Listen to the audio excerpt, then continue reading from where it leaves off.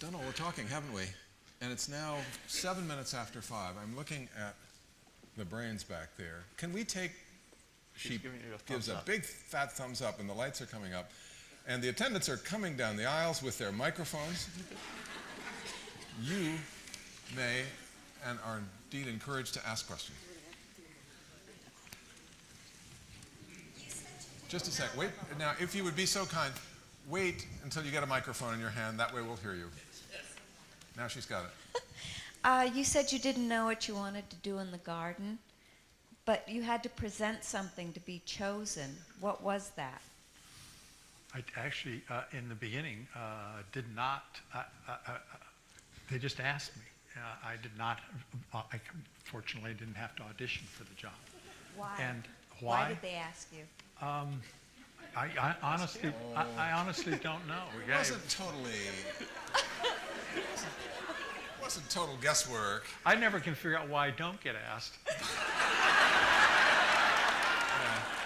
And exactly the same, I never can figure out why I do get asked. I mean, the notion of Irwin doing a very ambitious garden project was not totally off the wall. Bob had in fact been involved in thinking through and designing an extremely ambitious project for the Miami airport that would have been one of the great places on the face of the earth and didn't get built for reasons that we had to worry about. But his head was full of ideas using what he modestly calls plant materials, garden ideas, let's call them. And that was known among people who knew his work, and it seemed, a God-given moment that Kurt Forster, our colleague, then the director of the Research Institute, Steve Harold Williams, who had the vision to take the chance, got together and decided this was a very good idea. Let's ask him. Let's see what he would do.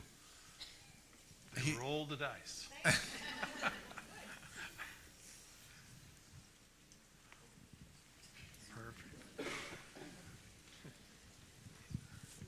Thank you. Mr. Irwin, I would like to share a comment with you and with your guest there, made by a visitor gazing at the water cascading down the Chatter Wall. This visitor said, "Oh, I get it. That's Robert Irwin's exclamation point." Thank you. That's his question mark. What is the museum that you're working on, the factory space that you mentioned? It's the Diaz Center for the Arts. They're in New York, and I like the people very, very much. I'm really enjoying working with them. They are the really hardcore museum in this country. They're, in my mind, probably the most authentic museum situation anywhere. And How so for people who don't know what they do? well, first of all, they haven't the slightest idea how many people come in and go out every day. They have no turnstile mentality at all. But even more interesting in a way, and it has to do with a little bit about what I did with the front of the museum. I wanted you to be able to walk just directly in through the doors. And it was not an architectural decision, and it was not a design decision. It was a philosophic decision, because the way there's no clutter, there's no bookstore, there was no, none of all that kind of trappings. You go to museums now where the lobby is larger than the museum itself, and more elaborate in a lot of ways. And the ceremony is so extraordinarily distracting, and they've got those things, the things you stick in your ear, and all that kind of stuff. Just in going the phenomenon, this idea that you can educate somebody as they're doing it, as opposed to he has this the epiphany. Most of the people that are really interested in art that I know of have at one moment in their lives had a really great moment. I mean, they looked at something and were really knocked over by it and said, "My God, this is, whew, now I want to know about it. Now I might read about it. Now I might do." But everything that you put between those experiences, everything that you put between you and that possibility of actually having a moment when you actually see, they don't really contribute. They, in fact, do just the opposite. They clutter up your perception. They clutter up your time. They distract you from really actually ever looking. And the dia comes the closest to a place which allows you to go in and look. Might And say this is where I, as his explicators, say that the DIA currently has a space on 22nd Street There you in go. New York City, and they have bought a factory space in Beacon, New York, which is about an hour and a half north of on the Hudson, and are converting it. And Bob is involved in that. Yeah. Well said.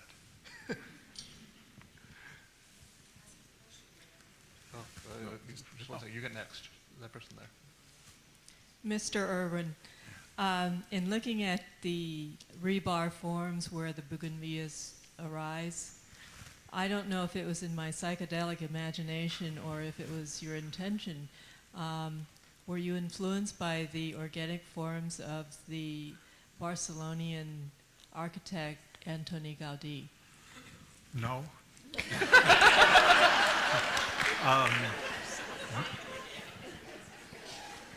Not really, no. coming. It's The coming. thing I liked about the couple of things I liked about the rebar is I really was interested in this bougainvillea, just this big splash of bougainvillea. And one of the things that in doing the garden, everything in the garden starts with a geometry. And almost every case it is compounded so that you first experience it as pattern, or compounded even further, you experience it as texture. So the idea of using a real common material like rebar in a garden and allowing it to rust and what have you, and for it to, in a sense, be this form, but that you really read it as a pattern and as a texture was basically how I went about finding it. Let this person here first. Yeah. I should be in, can you hear me? Yeah. Yeah. I was very excited about the choice of you, Robert Irwin, as a designer for the garden, because I'm very interested in gardens and I'm very interested in art. So I thought that would be a wonderful opportunity to blend them together. And so, and then I read the article in the New Yorker all about how you slept in the Miami International Airport so that you could watch the light. That was in conjunction with your light period. In any event, I came to the garden with great expectations, and as a matter of fact, I had a visiting friend who was in a wheelchair and read about how friendly it was to handicapped people. There was only one problem. When we got to the bottom of the hill, we couldn't figure out how to get back. There was no elevator down there, and going uphill with a wheelchair was pretty hard. So I wonder if that has been, I mean, if that was deliberate or oversight or what.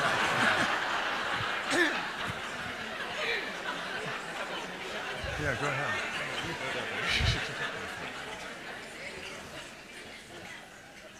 Or you go? No.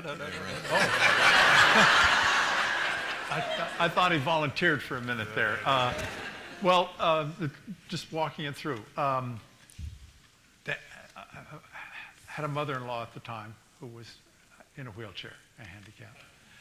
But even so, I really chafed under the whole idea of this, the handicap law. And this is very risky business. And it's why nobody else has dealt with it. The handicap law is really, important and really well-meaning, and deals with something which has been overlooked and not dealt with for a long time. But it has also, at this time, become, in many ways, the opposite. In many cases, it has become a tyranny of sorts. It has put a lot of people out of business, small businesses that are not able to afford to put in the kind of handicapping that's suddenly retrofitting. The architects in the world, for example, have completely conceded to it without even an argument. They don't deal with all the code laws are essentially hammered out and then enlarged past sometimes even being reasonable. They are, and the AIA has never argued with any of this. No one has ever sat down and tried to find a balance between the two, because there is, in a sense, the necessity of a balance between the two. The tyranny, in a way, has become, in a sense, where 2% of the population, in many cases, is denying 98% of the population of certain kinds of experiences and certain kinds of ways of going in the world. Having to do with when you start talking about handicapping a forest or handicapping a garden that it is on a hillside or so on and so forth. It's gotten to the point where sometimes it becomes self-destructive. Now, with regards to the handicap in this particular one, this particular garden is very unique in that it has had over 6 million visitors in the short period of time it's been there. And it has to deal with and it has to accommodate that 6 million. There are, like, say, conflicting issues. For example, the handicap law says that you have to have a 4-inch kick on the edge of the bridge. That's required.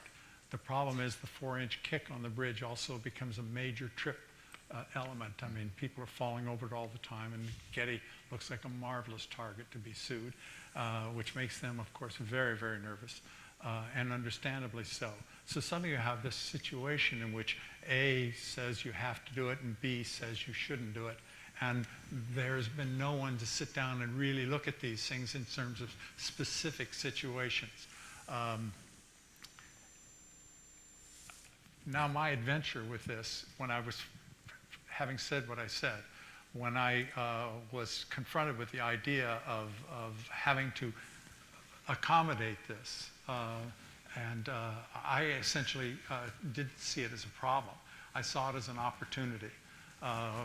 The idea that, in a sense, as I said, the path became, in a sense, totally, it was not something which accommodated the handicap, it was handicap designed. It was, the whole motive for it was the handicap. And the balance was that for a garden, in other words, to be all concrete or to be all flat, somehow is not a garden. I mean, suddenly something, the whole reason for having come in there in the first place is suddenly obviated. It makes no sense whatsoever.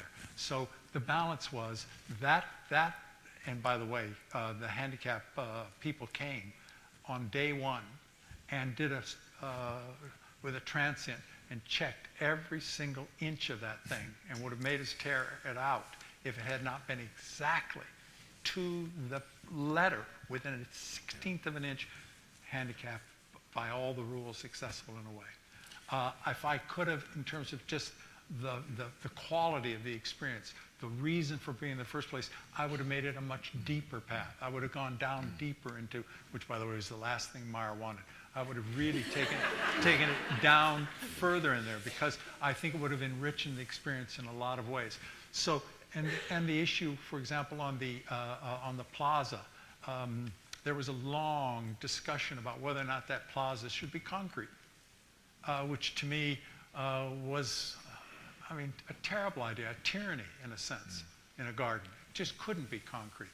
So a great deal of effort was put in that, and wheelchairs were run back and forth over it, and we checked it and rechecked it to make sure that it was, a surface was, maybe not the best surface, maybe a difficult push back uphill, but damn well can be done. Yeah, and let me just in a practical addition, there are actually... Did I get myself in trouble? That's okay. There are actually 2 handicap ramps. One, it's easier to use if you're leaving the garden from that plaza area. It goes up, it's marble, it's not decomposed granite, so it's an easier surface to roll on. It goes up to the museum courtyard. So remember that when you're down there with a wheelchair. It reminds me, by the way, just one thing about this. Christopher Hitchens has a great point where he says that the tyranny of the handicap thing with all over America, because of handicap, the curbs were required to be lowered, you know, and that this at the time seemed crazy, but then it turned out to be wonderful for mothers with babies and strollers. Right. He then, paragraph break. On the other hand, blind people And it's true. It's a disaster for blind people without having a. I think there's time for one more question. Mr. I don't mean to Make be it nice. mean there, mean-spirited, but you know, there has to be some balance in all these things. Bob, along the same lines as the path, as one progresses from the top of the path to the bottom, there are a couple things that I noticed specifically. One is the change in texture. The stones they're large at the top, and they progress through refinement down into the decomposed granite. Another thing I noticed is the relationship of the ground plane as one walks along the path from the top to the bottom. The relationship of the ground plane to the lawn ground plane changes. You become deeper in the garden, or along the path. Are these techniques that you employed for a specific purpose? Yeah, again, going back to the lady's question here, to be able to get that path down, a couple of things start out. One is that I've forgotten the exact percentages now, but I did not want railings on the bridges, so the path has to be absolutely flat. Then I did not want the railings to go out into the grass because I felt that that would be awkward in a way. So I forget what it is now. I think you can go down 3.5% or 4% when there's not a railing. No, 7% with a railing. It's in the book. Yeah, it's in the point being is that every single inch of that had to be accounted for. At one point, we lowered the plaza by 2 inches, and we had to redesign the entire path. The Corten steel comes out of that dialogue, in that you gain this ability to get down so far. If you went back up the slope again, you would lose it all. So suddenly you have this whole sculptural solution of having to cut into the slope, which, in a sense, rather than inventing it, it became a product of this dialogue in a way. So that cuts in the slope. Then you look at the thing and you say to yourself, well, I've got it doing this 20 times. What happens if I do what you would normally do, which is say a little cast concrete wall, or maybe something more in a vocabulary of a garden, a little stone wall? It would become much too complex and much too cluttered in a way, and also out of character with what the building is, which is a very severe geometry.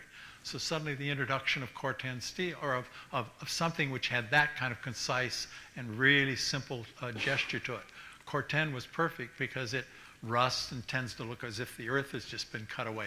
But what I'm trying to say is that all these things make the decision. In other words, for example, on the path, when you're coming down the path, the relationship between the stone and the Corten, if you took the two and go out and look at it, you took the two and put them together, they're uncomfortable. The two materials don't want to be cheek to jowl. And so there's a little bit of a space in there between them, so that they don't actually touch. That space also now became the drainage for the whole thing, so that there's no visible drain there. But the decisions are made, in a sense, not like out of some design or some overall master plan, but they're made by all these intersections of taking this problem of the issues of the handicap, the issues of the material, the issues of the economics, and then weighing them all and trying to come up with something which is experientially worth the trip. Because finally, in the end, it has to be worth the trip. Ren, last words? I was going to say, that's a wrap.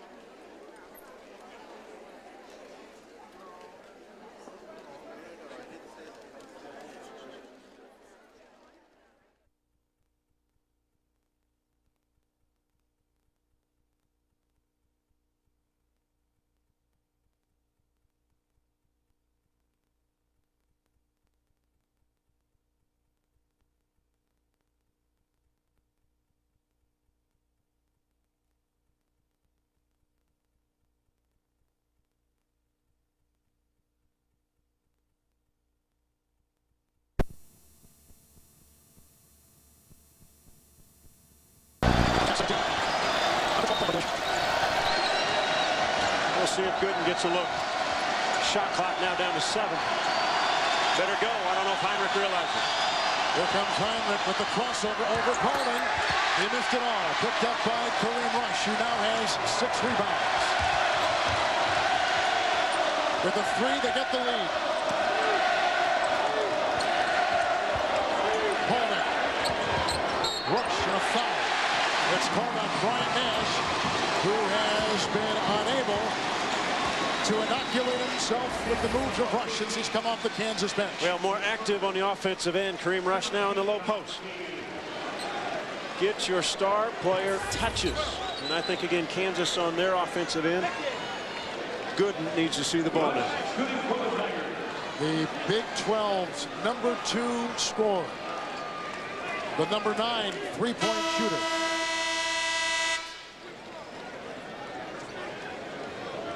Langford will set the check in for Brian Nash, who's having a hard time with defense.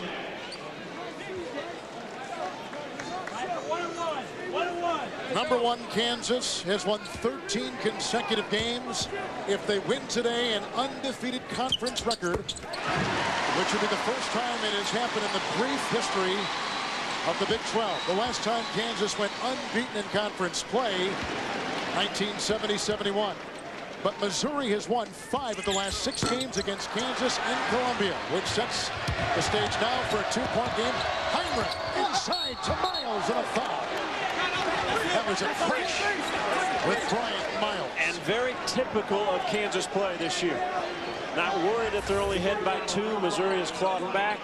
They got a missed rebound, and they attack in a hurry. Good pass from Heinrich, and Miles smart enough to take it to the rim.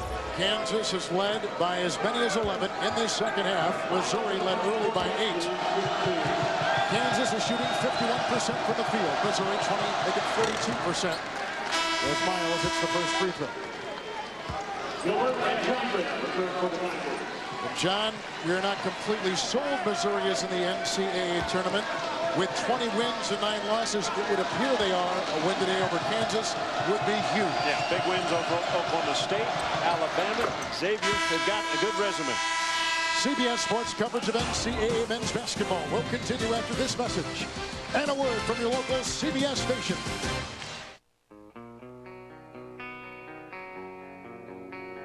Out here, your boss doesn't own you. Your bank doesn't own you. Out here, nobody owns you. But you.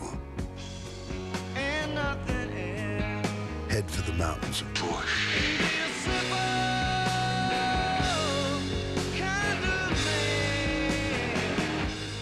The new survivors have hit the beach, and already it's wild. All new CBS Thursday. Senator Jack O'Connell wrote the bill that reduces class size in kindergarten through 3rd grade. But we can't stop there. We need class size reduction in every grade for every California public school. Jack O'Connell for State Superintendent of Public Instruction. Who's behind Prop 45? California's firefighters, teachers, nurses, seniors, law enforcement, the Chamber of Commerce, and the League of Women Voters all say yes on Prop 45. Vote yes on Prop 45. Term limits that make sense. There's this guy, always in my face, shouting at me, just pushes me, but I love him. He's my coach. My coach. Be a coach. Be a fan. Special Olympics.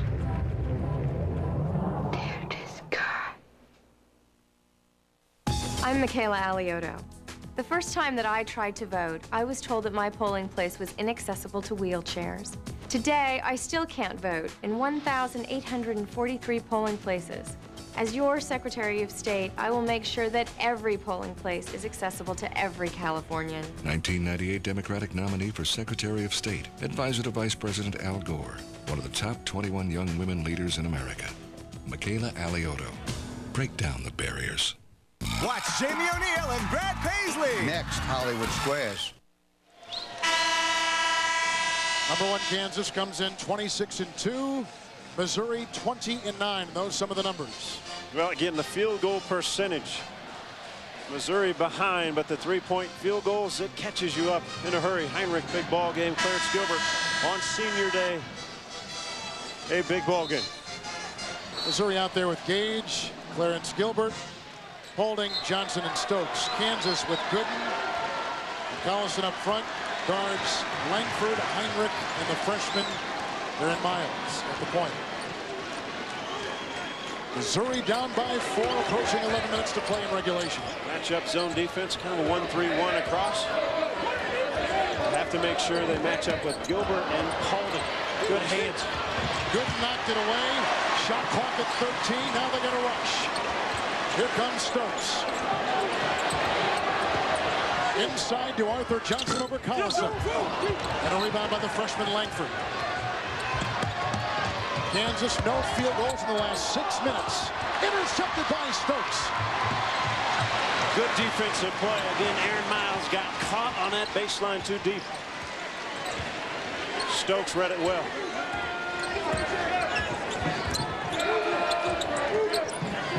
Gilbert has 20. Stokes working on the freshman Miles. Knocked away by Collison, picked up by Langford, triggered up now to Miles. Aaron Miles missing again. Miles 0 of 4 shooting this afternoon. Possession so important, but neither team capitalized. Aaron Miles, 2 straight trips, the turnover, and then a quick shot. We got guys like Collison and Gooden inside. Arthur Johnson corkscrews his way up for 2.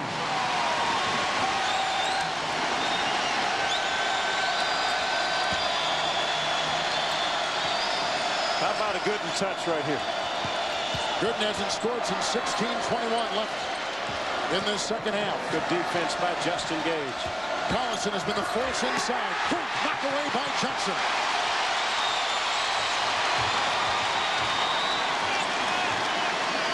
Missouri has hit 8 3-point shots. Gilbert with the dance. Oh, rejected by Collison at the other end. What ball game he's played. Screen by Miles into Gooden from Heinrich. Langford with the rebound, snaps it on top to Miles. Gooden started the game 3 of 6. He is now 0 of his subsequent 6 shots. Knocked away by Johnson. And what Gage is doing defensively is staying on the floor.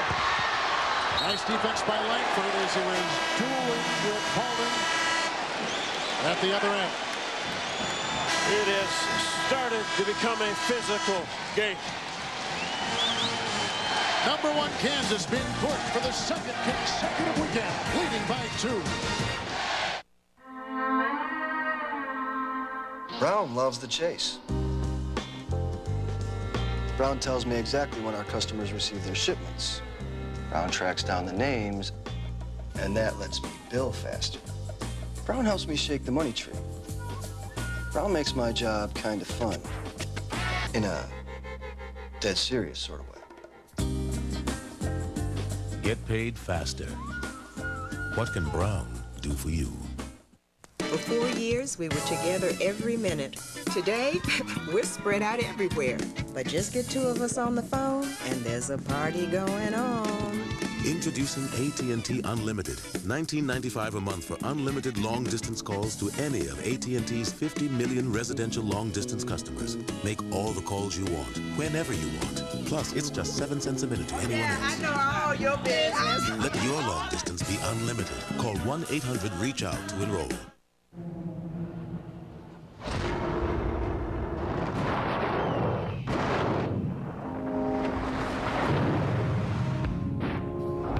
This is Silverado Heavy Duty. Available with the new Duramax diesel. The most powerful diesel you can get in a pickup. Silverado Heavy Duty. More truck from Chevy. The amazing race is back. Now meet the new teams. Identical twins Dwayne and Shola. We're just nature's perfect team. Married ministers Russ and Cindy. We're Team Rev. And ex-roommates Dave and Gary. I have absolutely no fears.